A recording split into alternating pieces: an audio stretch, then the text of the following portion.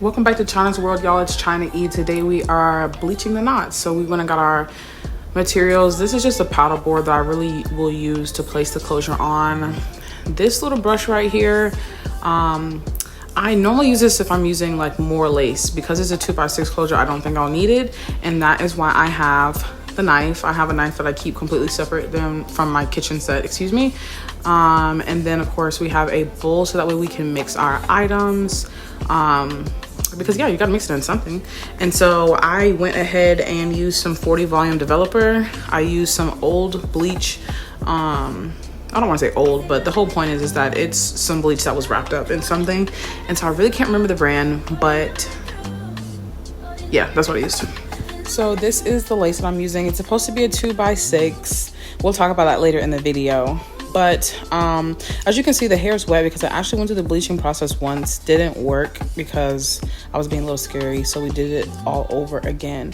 So this is our second time doing it. I got the pods. You should have gloves on. Do not be like me.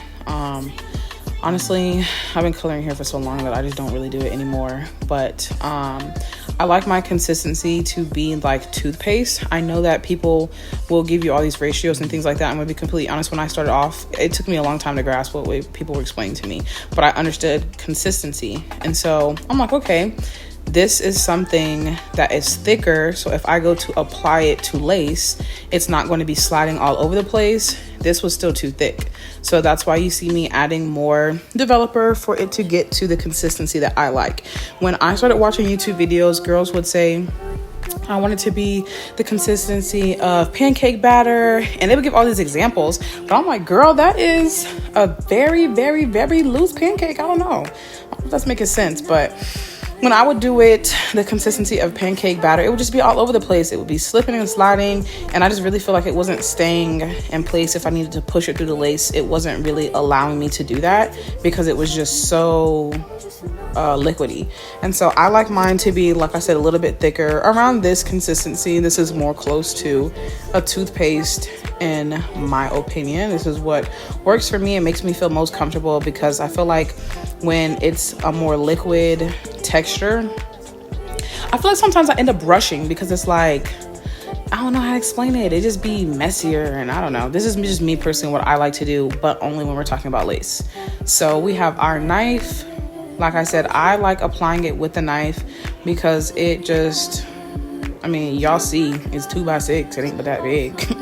But I'm just spreading it all over all parts of the lace because you never know, you might want to move your part or just something like that. So I just go ahead and make sure that it is completely covered. And then once it is completely covered, I make sure that I push it through just a little bit. So you'll be able to see me just pushing it through and just applying a little pressure so that way it goes into the hair. So like the knot needs to be completely covered, and that's why you see I'm taking my time doing this. There's no need to rush. It's like learning to fly and falling in love. Have fun with it, but take your time because you want to make sure you do it right so you don't end up having to do it twice like I did. So I'm completely covering everything at the front just because the front is more thinner than the rest of the closure. That doesn't mean that you shouldn't apply and push it all the way through. So as you can see, I push it through. I might have pushed it through a little bit too much, but we'll see. And I'm going to explain everything towards the end. You see how it's pushed through, the knots are completely covered, but so are the roots. So I did let it sit a little bit too long. I don't know if I fell asleep. I forgot what I was doing, but you see how you can see that brassy color? So we about to see. So I went ahead and rinsed it off. Once I got finished rinsing it off, it's important to treat it like you would treat normal hair. So we have a neutralizing shampoo. Personally, I do not put a dime size. I put whatever I feel makes the most sense. And so that's what I did. I made sure that I worked it in and really worked it in because we saw how brassy those roots were in that one area. And so I just wanted to make sure that it was completely distributed. And also while doing that, I like to kind of tug on the hairs just a little bit, as you can see towards the end, because if any hair is about to start coming out, I kind of like to see what's about to come out now, if any. And then I went ahead and grabbed, this is my favorite shampoo because it smells so good, the argan oil. I go to Marshall's all the time because they be having it on clearance, and I don't know if it's because of where I'm located or the one that I go to, but I be having a ball. I be having a ball in Marshall's at the hair little department, because you can find some really good stuff over there. But anyways, I'm making sure that I'm also taking care of the hair and addressing the hair because I want the hair to smell good too. You know, I know that we're cleaning up after bleaching the knots, but this is a perfect opportunity to make sure that I'm really working in all the products throughout all the hair all the way to the end. And then making sure that I'm also doing the same, rinsing it out, because you don't want to have soap in your hair and then you go put conditioner on it and you're not rinsing everything out, and then at the end you blow drying is, what's the word, foggy, and then it starts getting like, you know the smoke come out, and then same thing happened with your flat iron. So make sure you rinse everything out. Once everything's rinsed out, I went ahead and started peeking through those little parts to see where all was extremely brassy. But it's not the biggest deal in the world because there's still time to condition. And so I grabbed the conditioner. I went ahead and worked it through in the same regard that I did with the shampoo. As you can see, I put it up under the water real quick because I saw that bubble and I was like, am I tripping? But anyways, went ahead and worked it through. I did cut some of the video out because I feel like, dang, the video getting a little long. But worked it through, let it sit for a little while, and then I came back and rinsed it out with warm, borderline cold water, just because I saw someone create a video and they were talking about when you do that, it results in the hair being less frizzy. And so I've been doing it ever since, honestly. So now that we're done, it's the moment of truth. I'm over here checking out the lace. I'm looking to see where exactly it was brassy, because I remember parting it in certain areas. I'm like, okay, well, it's kind of brassy over here, it's kind of not brassy over there. And so this is me just checking through, going and saying, okay, what bleached, what didn't, and then trying to see what of the roots was affected.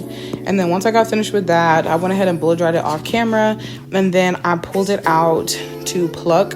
And so whenever I pluck, I kind of just like to start by looking at like, what is the straight line going across? So as you can see, this is the straight line that goes across that makes it look a little bit unnatural for the hairline. And I can kind of see where they've plucked, like they pulled from here, they pulled here, pulled here, pulled here, pulled here. Or if they didn't pull there, that is the pattern where they were, installing the hair into the lace. So I kind of just start trying to make sure that that straight line that goes across, trying to get rid of that essentially. And when I do that, honestly, it's really I don't want to say there's no method to it, but I would say there's no method to me starting. I kind of just start in an area and then just kind of look and see, how do I like it? So for this specific look, I am going for a middle part bust down. So I don't have to go ahead and I know there's going to be a middle part. And honestly, y'all see, this is supposed to be a 2x6 closure in my personal opinion.